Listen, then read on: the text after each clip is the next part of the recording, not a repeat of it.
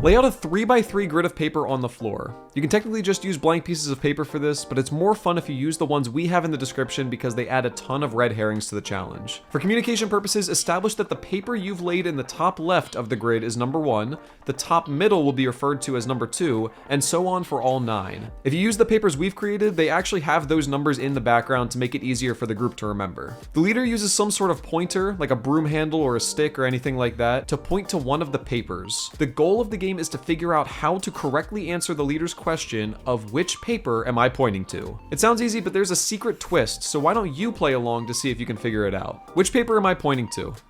If you said number 5, you're correct. How about now? You probably guessed correctly that I'm pointing to number 8, but what about this time?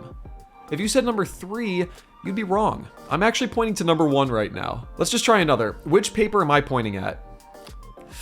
Sorry, I'm pointing to number 2 right now. And if you're confused, that's the idea of the game, because the whole point is that over a number of rounds, everyone will slowly figure out the answer. And while it may seem impossible, this puzzle has a frustratingly simple solution. For whatever paper the leader points at, imagine that paper broken up into a 3x3 grid of its own. Whatever part of the paper that the leader touches corresponds with the overall 3x3 grid of papers that you laid out. So if the leader touches paper number 8, but they touch the top right corner of it, then that would refer to the paper in the top right of your grid, aka paper number 3. So the answer here would be number 4, but if you touch that exact same piece of paper in the dead center, then the answer is now number 5. There's a lot of times where someone thinks that they have it figured out, but they actually don't. If, however, someone gets 5 or 6 rounds correct in a row, then they are now in the know and get to enjoy watching everyone else struggle to learn the secret. The important thing to remember with any of these kind of games is that you are never allowed to tell someone the answer, because that just ruins the fun. In fact, before the game starts, you should establish that not everyone will know what the answer is before you're done playing. The only way to know is if you figure it out for yourself. In this game, figuring it out for yourself leads to a sense of accomplishment, but you don't always need to figure everything out yourself, especially when it comes to planning your youth ministry. And that's why with ActuallyFun PRO, we do give you the answer to taking your group to the next level. Every month we send you 2 game-driven lessons. It's curriculum that utilizes a fun game to teach a powerful lesson. Becoming a member allows you to spend less time planning and more time building connections, but the price is only locked in for the first 10 people to sign up, so become a youth ministry pro today.